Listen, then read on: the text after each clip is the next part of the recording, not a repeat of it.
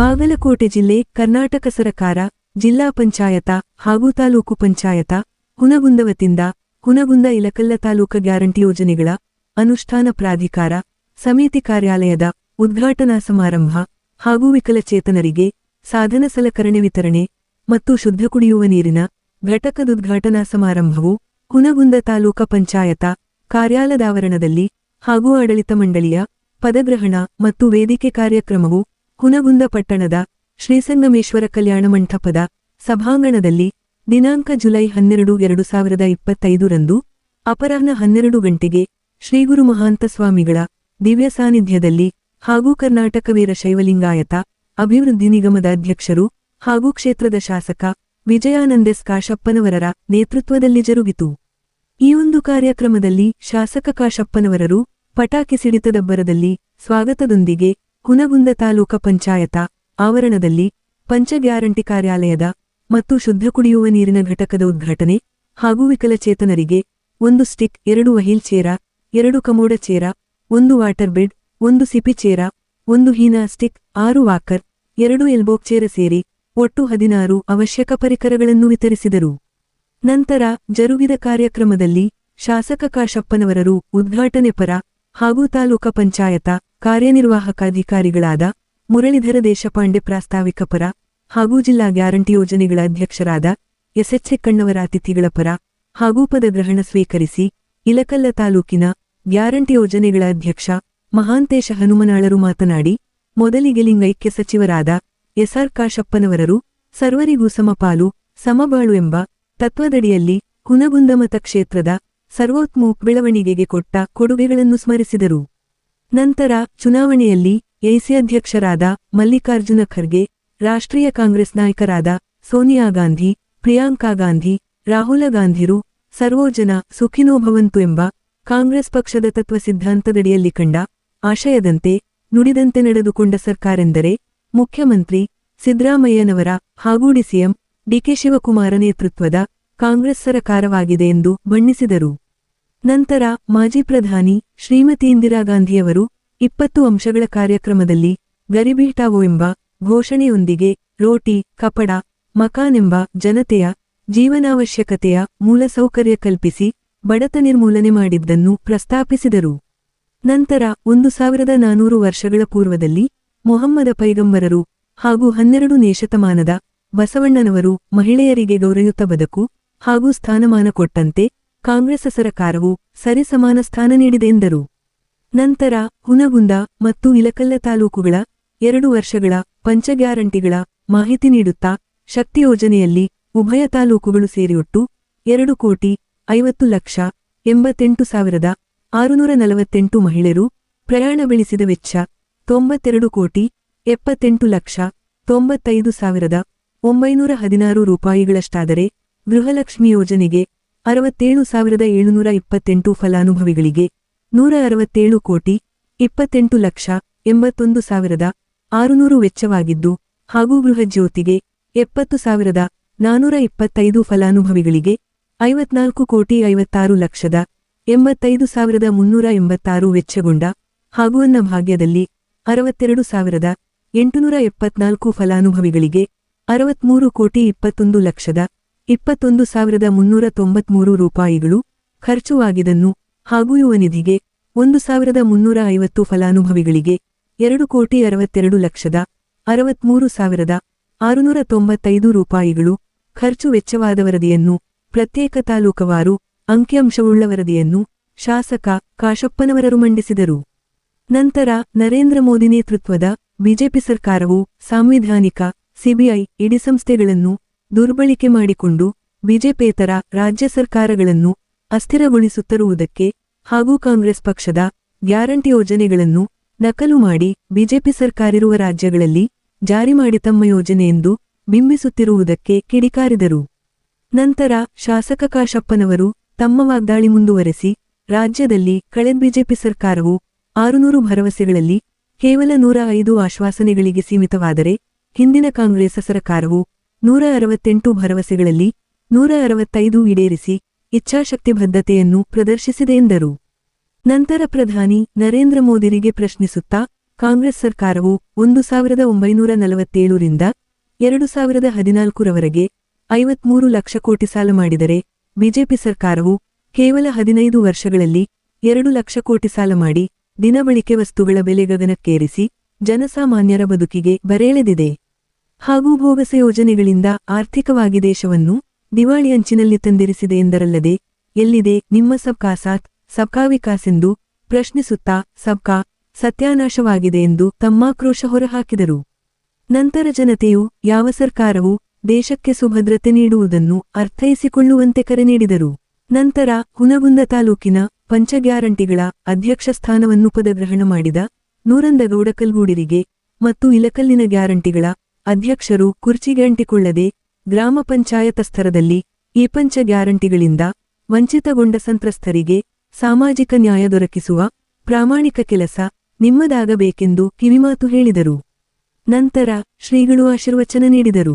ಈ ಕಾರ್ಯಕ್ರಮದಲ್ಲಿ ಉಭಯ ತಾಲೂಕುಗಳ ಗ್ಯಾರಂಟಿ ಸಮಿತಿಯ ಪದಾಧಿಕಾರಿಗಳಿಗೆ ಪದಗ್ರಹಣ ಮತ್ತು ಗಣ್ಯಮಾನ್ಯರಿಗೆ ಸನ್ಮಾನ ಕಾರ್ಯಕ್ರಮ ಜರುಗಿತು.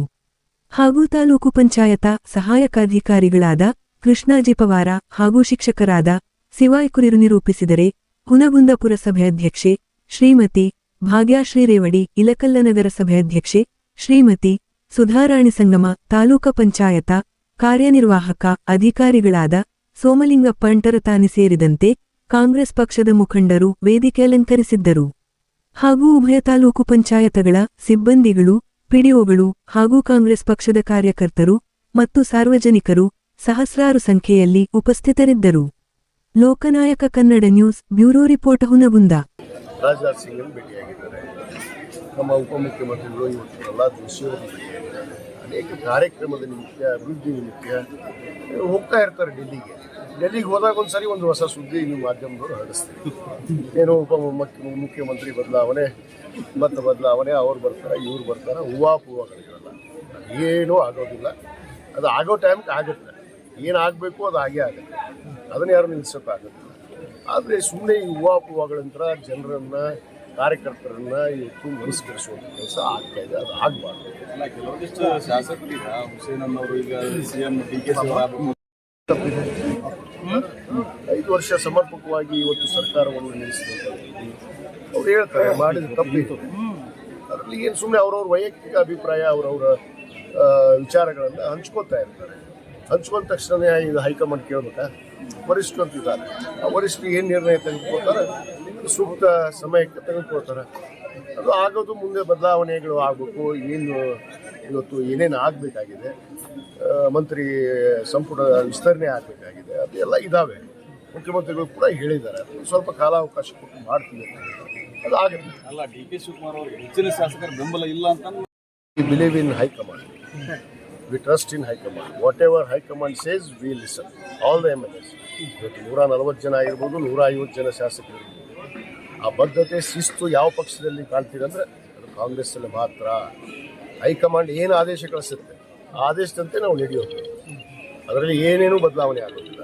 ಯಾರ ಬೆಂಬಲ, ಈ ಮತದಾನ, ಏನು ಚುನಾವಣೆನಾ, ಏನು ಚುನಾವಣೆ ಮಾಡೋದಕ್ಕೆ, ಸಾರ್ವಜನಿಕ ಚುನಾವಣೆ ಮಾಡೋಕ್ಕೆ ಕೊಟ್ಟಿಲ್ಲ. ಇದು ಹೈಕಮಾಂಡ್ ನಿರ್ಧಾರ ಮಾಡುವಂಥದ್ದು, ಅದು ಮಾಡುತ್ತೆ. ರಾಜ್ಯಾಧ್ಯಕ್ಷರ ಬದಲಾವಣೆ ವಿಚಾರ ಕೂಡ ಜೋರಾಗಿ ನಡೆಯುತ್ತೆ. ಒಬ್ಬರಿಗೆ ಒಂದೇ ಸ್ಥಾನ ಇರಬೇಕು, ಒಂದು ಕಡೆ ಸಚಿವರು ಇರ್ತಾರೆ. ಇಂಥ ಚರ್ಚೆಗಳನ್ನು ನೀವು ಮಾಡ್ತೀವಿ. ಮಾಡಿ ನಿಮ್ಮೂರು ಹೇಳಿದ್ದನ್ನ ನಾವು ಮಾಡ್ತೀವಿ. ನಮ್ಮವ್ರು ಕೆಲವಷ್ಟು ಅವರವರ ಸ್ವಂತ ವಿಚಾರಗಳನ್ನು, ಅವರ ಒಂದು ಅನಿಸಿಕೆಗಳನ್ನು ಹೇಳುವಂಥದ್ರಲ್ಲಿ ತಪ್ಪೇನಿದೆ? ಹೇಳಿಬಿಡು. ಸಚಿವ ಸ್ಥಾನ ಬೇಕಂತ ನೀವು ಕೂಡ ಇದ್ದೀರಿ. ನಾನು ಅದೀನಿ, ಅದರಲ್ಲಿ ಎರಡನೇ ಮಾತೇ ಇಲ್ಲ.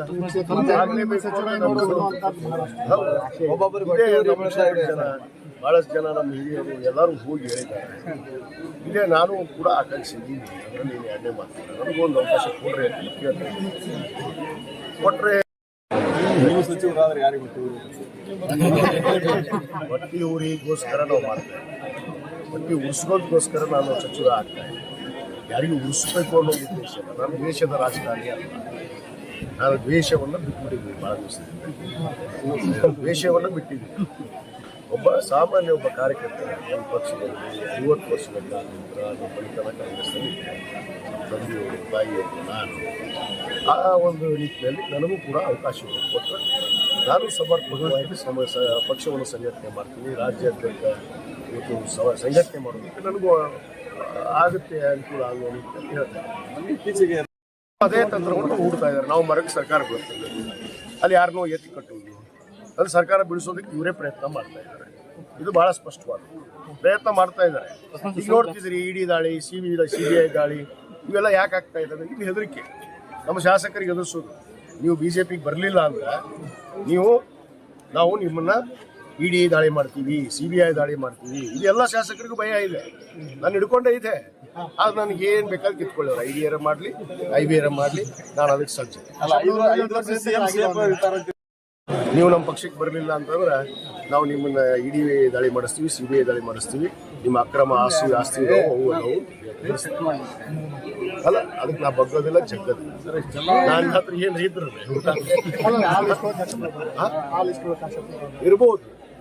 ಇರ್ಬೋದು ಅದಕ್ಕೆ ನನಗೆ ಅದಕ್ಕೆ ಭಯ ಪಟ್ಟಿತ್ತು.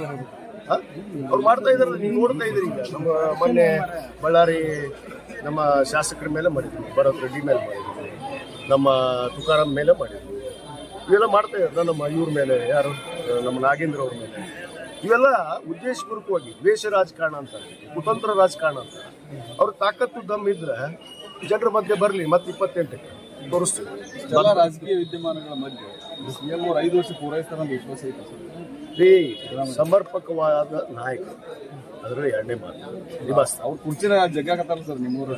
ಯಾರು ಜಗ್ಗಿರು ಏನು ಆಗೋದು. ಹಾಗೂ ತಾಲೂಕು ಪಂಚಾಯತ್ ಇಂದಲ್ ಹಾಗೂ ಹುಡುಗರ ಸಹಯೋಗದೊಂದಿಗೆ ತಾಲೂಕು ಮಟ್ಟದ ಗ್ಯಾರಂಟಿ ಯೋಜನೆಗಳ ಅನುಷ್ಠಾನ ಪ್ರಾಧಿಕಾರದ ನೂತನ ಕಚೇರಿ, ಪೂಜಾ ಕಾರ್ಯಕ್ರಮ ಹಾಗೂ ರಾಜಕಾರ್ಯಗಳ ಪ್ರದರ್ಶನ.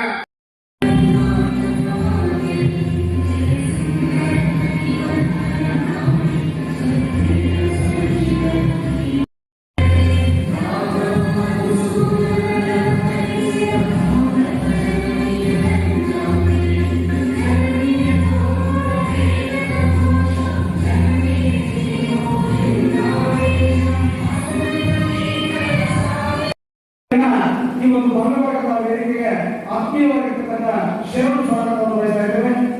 ಶ್ರೀಗಳನ್ನ ಶ್ರೀ SF ಮಂಟಪಾನಿ ಪುಷ್ಪ ಹಾಗೂ ಗಂಧವನ್ನು ಕೊಡುವುದರ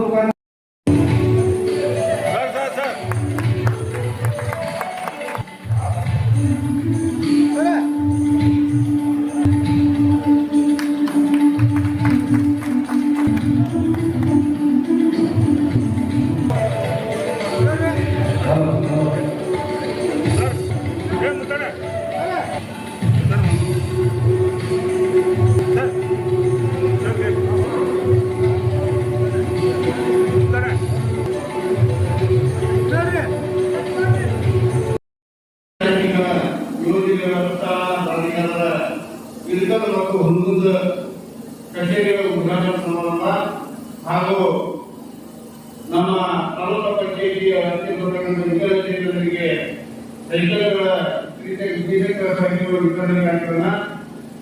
ಈ ಕಾರ್ಯಕ್ರಮದ ಉದ್ಘಾಟನೆ ಆಯೋಜಿಸಿರುವಂತಹ ಜನಪ್ರಿಯ ಶಾಸಕರಾದಂಥ ಸನ್ಮಾನಿಸಿ ವಿಜಯಾನಂದ ಕಾರ್ಯಕ್ರಮದಲ್ಲಿ ಸ್ವಾಗತ ಕೊಡ್ತಾ, ಇವತ್ತಿನ ಕಾರ್ಯಕ್ರಮದ ದೀರ್ಘ ಸಾನ್ನಿಧ್ಯ ವಹಿಸಿರುವಂತಹ ಪರಮ ಪೂಜ್ಯ ಗುರುಮಾನದ ಶ್ರೀಗಳ ಪಾದಾರ ಗಮನಗಳಲ್ಲಿ ಗಮನಿಸುತ್ತಾ, ಇವತ್ತಿನ ಕಾರ್ಯಕ್ರಮ ಈಗಾಗಲೇ ಎಲ್ಲ ನಮ್ಮ ಗ್ರಾಮ ಪಂಚಾಯತಿ ಎಲ್ಲ ಗ್ರಾಮ ಪಂಚಾಯತಿಯ ಆಡಳಿತ ಮಂಡಳಿ, ಆಮೇಲೆ ಅಂಗನವಾಡಿ ಆಶಾ ಕಾರ್ಯಕರ್ತೆಯರು ಹಾಗೂ ಎಲ್ಲ ಯೋಜನೆಯ ಪಂಚಾಯತಿಗಳು ಫಲಾನುಭವಿಗಳನ್ನ ಇವತ್ತು ಇಲ್ಲಿ ಸೇರಿಸಿ ಈ ಕಾರ್ಯಕ್ರಮವನ್ನು ನಾವು ಮಾಡಿದ್ದೀವಿ.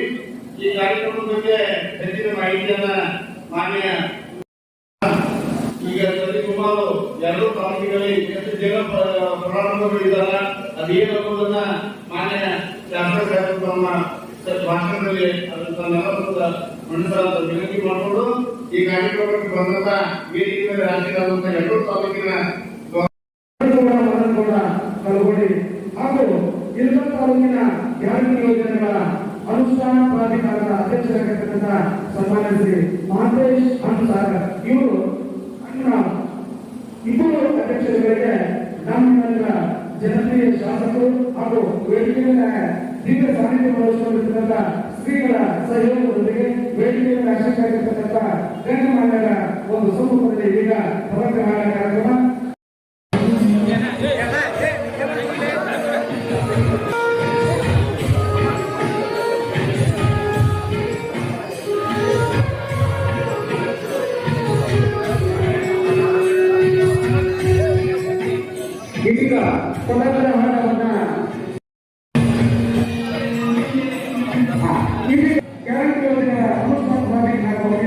ಇಲ್ಲಿ ಡಾಕ್ಟರ್ ಎಸ್ ಎಸ್ ತೆಕ್ಕಣ್ಣವರು ಈ ಒಂದು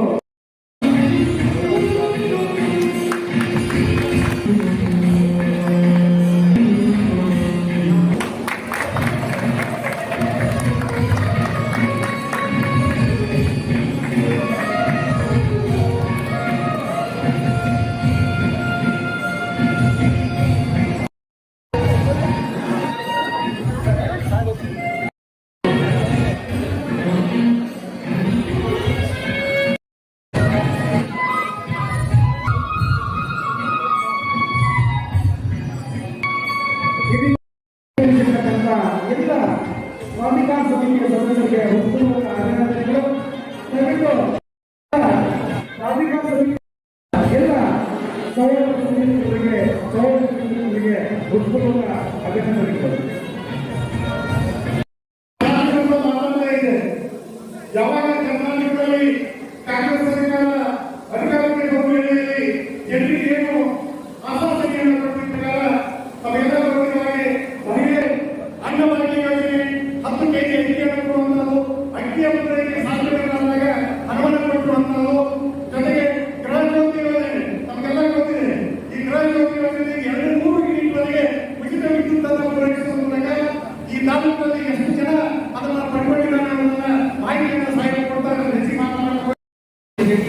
ಹಾಗಾಗಿ ಈ ವಿಶ್ವದಲ್ಲಿ ಆ ಅದ್ಭುತವಾದ ಯೋಜನೆ ಅಂತ ಹೇಳಿಕೆ ನಾನು ಮತ್ತೊಮ್ಮೆ ಈ ಸಂದರ್ಭದಲ್ಲಿ ಅಭಿಪ್ರಾಯಪಡ್ತೇನೆ. ಮತ್ತೊಮ್ಮೆ doctor S N Jagadish sir ಅವರಿಗೆ ಈ ಜನಪ್ರಿಯ ಶಾಸಕರಾಗಿರ್ತಕ್ಕಂಥ ಸನ್ಮಾನ್ಯ ಶ್ರೀ ಡಾಕ್ಟರ್ ಮುಖ್ಯಮಂತ್ರಿ ಸಾಗೇಂದ್ರ ಸಾಹೇಬರಿಗೆ ಇವತ್ತು ಏನು ಗ್ಯಾರಂಟಿ ಯೋಜನೆ ಅವರು ಅಭಿಪ್ರಾಯ ಪಡೆದಿದ್ದಾರೆ, ಸಮಿತಿಯನ್ನು ಮಾಡಿದ್ದಾರೆ. ಅವರು ಸನ್ಮಾನವನ್ನು ಬಂದಾಗ ಬೇಡ ಜನಪ್ರಿಯ ಶಾಸಕರು ಅಂತ ನಾನು ರೀತಿಯನ್ನು ಮಾಡಿಕೊಳ್ತಾ ಇದ್ದಾರೆ.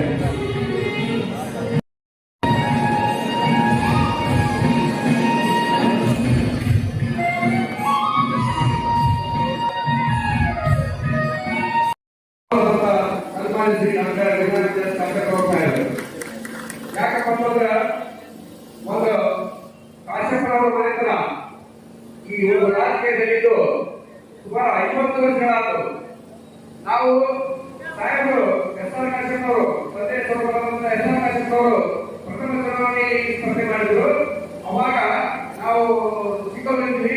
ಒಂದು ಪ್ರಚಾರವಾದ ಜವಾಬ್ದಾರಿ ಹೊತ್ತು ಜಿಲ್ಲೆಯಲ್ಲಿ ಪ್ರಚಾರ ಮಾಡ್ತಾ ಇದ್ದೇವೆ. ಅವಾಗಿಂದ ಹಿಡಿದು ಕೂಡ ನಾವು ಅವರ ಒಂದು ಮನೆತನದಲ್ಲಿ ಬೆಳೆದವರು, ಅವರ ಮನೆತನದಲ್ಲಿ ರಾಜಕೀಯ ಕರ್ತವ್ಯವರು, ಜನಸೇವೆಗೆ ಯಾಕೆ ಮಾಡಬೇಕಂತ ತಿಳ್ಕೊಂಡಂತವರು ಮಾಡಬೇಕಾಗಿಲ್ಲ. ಅಲ್ಲಿ ಸಾಹೇಬ ಅಕ್ಕವರು ಮತ್ತು ವೈದ್ಯ ಬರೆಯವರು ಅವ್ರ ಜೊತೆಯಾಗ ನಮ್ಮ ಸಾಹಿತ್ಯ ನಮ್ಮ ಮುಂದ ಕೋಟಿ ಶ್ರೀಮಂತರು ಹಿಡಿದಿದ್ದೇವೆ. ಅವಾಗ ಸಾಹಿತ್ಯ ಅಲ್ಲಿ ನಾವು ಮುಖ್ಯವಾಗಿ ಬರಬೇಕಂತ ತಿಳ್ಕೊಂಡು ಈ ಒಂದು ಕಾರ್ಯಕ್ರಮ ಕಂಬಾರಲ್ಲಿ ಬರೆಯಾಗಲಿ ಮಸಾಲಾಗಲಿ ಇನ್ನಿತರ ಕೆಲಸ ಮಾಡತಕ್ಕಂಥ ಪುಸ್ತಕಗಳಿಗೂ ಕೂಡ ಅಲ್ಲಿರ್ತಕ್ಕಂಥ ಹೋರಾಟಗಳನ್ನು ಗುರುತಿಸಿ ಸೇವಾ ಮಾಡತಕ್ಕಂಥ ಸೇವಾ ಕರ್ತವ್ಯವನ್ನು ಗುರುತಿಸಿ